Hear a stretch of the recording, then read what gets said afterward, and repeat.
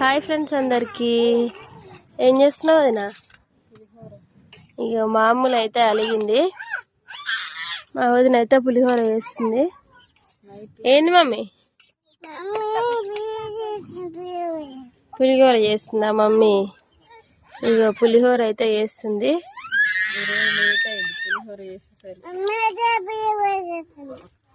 మా అమ్మ అయితే పులిహోర చేస్తుంది.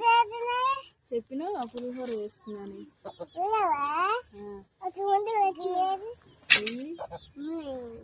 పప్పు పెట్టినారు.